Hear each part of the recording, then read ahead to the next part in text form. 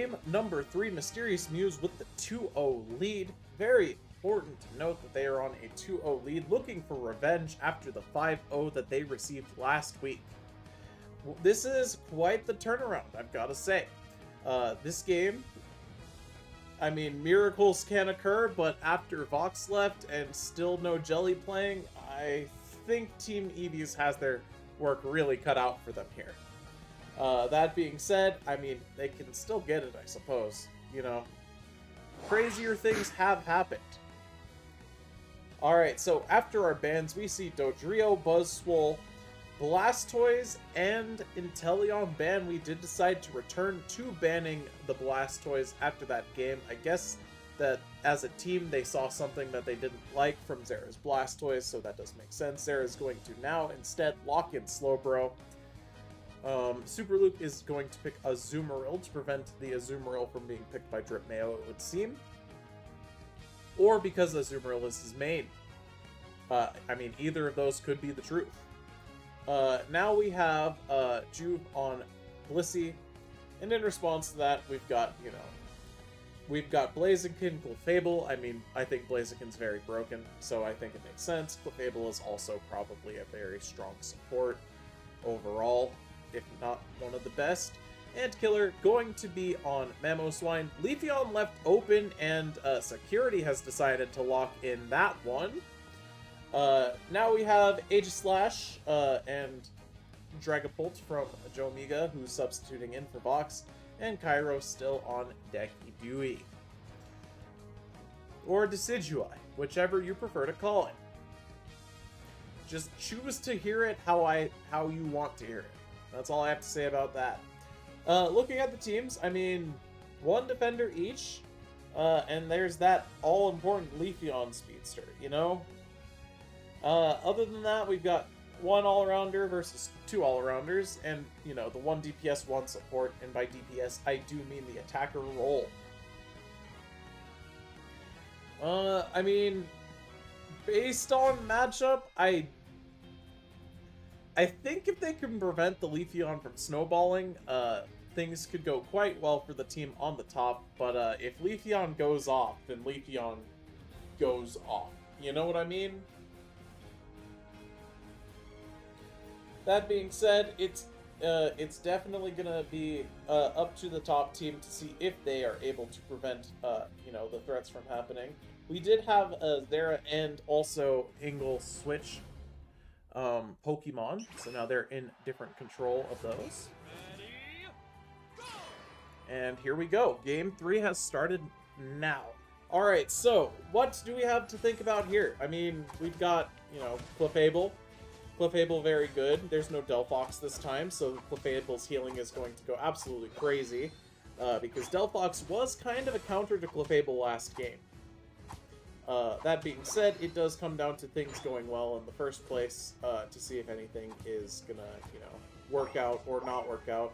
Both teams exchanging stacks, the Azumarill getting a stack off, the Torchic getting a stack, and Torchic is gonna possibly get a second one here, as Torchic did successfully steal that Bunnelby, and yeah, that's second stack going off, and now we are back to going for this center Indeedee. Torchic now level 4, by the way. Juvenile didn't end up getting that. It actually turned out to be Zera getting the KO. That's good, and we have our first jungle rotation. Both of them have decided to go top, so let's go up there to see the action. Well, Security's up here at level 4, which is very, very early. In fact, Security only appears to have taken one jungle buff, and Joe has taken all of them. And, well, tragically, Joe's gonna get caught out there and end up fainting, and Cairo and Security are gonna just blast everybody. And that Honedge is still level 3. It looks like they've just been bullying the Honedge the entire time, saying, hey, you know what? You may be a sword, but you don't have my respect. And then they're just knocking it out. And yeah, they're just not letting top lane have anything, it looks like. Cairo blasting with the Dartrix, Antkiller blasting with the Mamoswine, which doesn't really blast, but hey, you know what? It's fine. And now the Leafeon is in the opposing jungle, stealing things. And yeah, this Leafeon is doing some spins and is gonna steal this Escavalier But Joe is like, nah, nah, wait, no, hold up, stop. And, I mean, Joe does actually get the Escavalier, but, you can't be chasing a Leafeon like that, and yeah, that's why we're gonna end up fainting to the Leafeon. But hold on, Doublade here, trying to get that slash off, trying to get those slashes off, but the Leafeon with the aerial ace, gonna get the KO, and now we go back into our jungle for more experience in farming. Cairo gonna hit level 7 very soon, taking this top Escavalier, you know, to get that experience, to hit the next level. Meanwhile, Antkiller has broken the goal up top, giving that top lane a lot of extra experience with these Indeedis that spawn up here. Anyway, Cairo on the Spirit Shackle. He's a sniper. He's absolutely blasting from a distance. And bot lane, we had a double KO from the Leafeon, as Leafeon was allowed to, you know, do as it wished, as they say. And now we are just going to start blasting on this Regice, and yeah, that's Leafeon plus Azumarill on a Regice, and that's a very quick KO. That being said, Aleki also is taken up top, and this is just... This is already starting to get a little bit out of hand, isn't it? They need to do something to prevent this. I mean, okay, so what can they do? What can they do, realistically? I think they've got to play a little bit more defensive. I know that the defensiveness is, you know, probably a bit of what got them in this situation in the first place, but we do kind of want to, you know, force them to extend and then see if we can catch them out one by one. That being said, we do get the KO as Aegislash there. We pick up the knockout on the Leafeon, but we do promptly faint to the Mamoswine in you know, in response to that KO. Now we have Cairo in the back shooting the Spirit Shackles, blasting everybody involved. Azumarill is going to use the Unite and is now using Aqua Tail on the Pokemon. And Aegislash is going to try and get off some damage, but it's just not going to be able to. And they are already in the base. And that's... well, that's painful, you know? That's a painful change. I mean, Zera's gonna try and do what he can, and he's got his Unite move. He's used it. He's gonna try and keep everyone alive with Moonlight, but there's the Knock Knock. That is what that move is called from the Decidueye.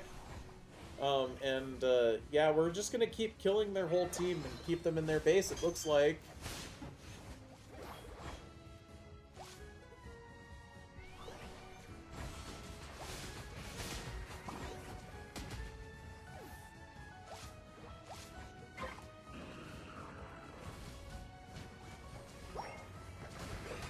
And, I mean, we're gonna try doing what we can, but, yeah, this one's a lot to ask for a comeback here.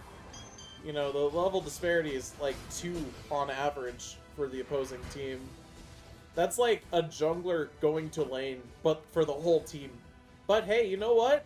With some proper play, I mean, you know, Antkiller's kind of extended here. Maybe they can make him make a mistake like this. Maybe he can make a mistake, and then they can pick up a KO on Antkiller.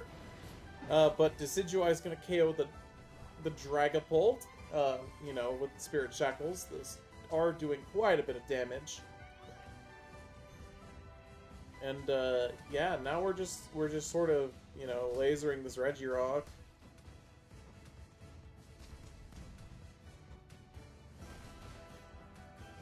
And there it is. Regirock's gonna faint. I mean, yeah, the blue team's just having a hard time getting anything going. Ingle's gonna go try and take the center, but security is there.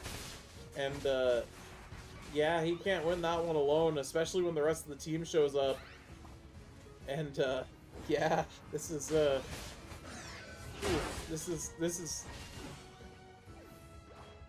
yeah, I mean, they can't even really get out of the base to farm, because they're just everywhere, it feels like. The orange team. They're just forever present, you know, wherever they try to go, wherever the blue team tries to go, they're just sort of, you know, there. But hold on, wait. We get a KO on the Azumarill. That was a level 14 they just KO'd. That's big experience. But tragically, that's all they're going to get is the KO on the level 14 Azumarill. Alright. But Slowbro has decided to try and sneak around the back to get this Alecki, but tragically, yeah, that's going to be met with the team. They were there. They were ready to go. They were ready to go. But hey, you know what? This top objective being fought means that there's some time for the blue team to farm here. Maybe get some extra experience going. I mean, this isn't, you know, the end of the world. I mean, if they all manage to score enough points, you know, Rayquaza happens, suddenly the whole team has like 30 or so.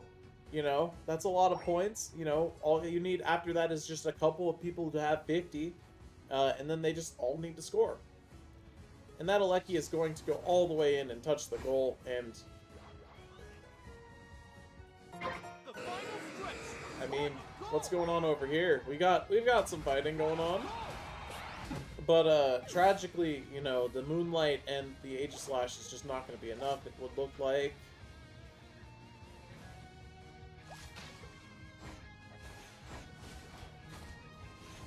And yeah, this Leafeon is kind of gaming. Leafeon is putting up some crazy numbers. And it's just up to the team to see if they can stop it. Where'd it go? Where did the Leafeon go? There it is. It's back. And Blaziken picks up the KO on Leafeon. Hold on. Hold on. This team is kind of overextended. Hold on. If we can get this KO on Antkiller, we can push our way in. But we gotta get that. We have to get that. We have to get the KO on the Antkiller. We're trying to. We got Gravity. He's using his Unite. He's pulling his Unite out. But everyone has fainted at this point, and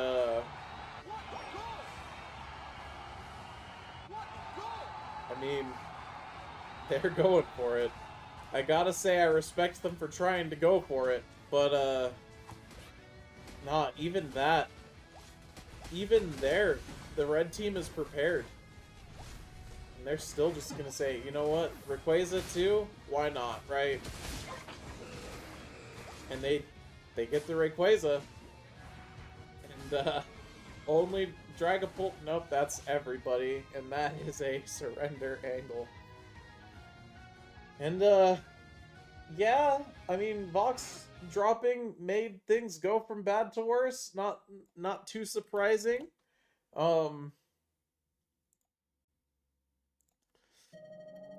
Yeah, I mean,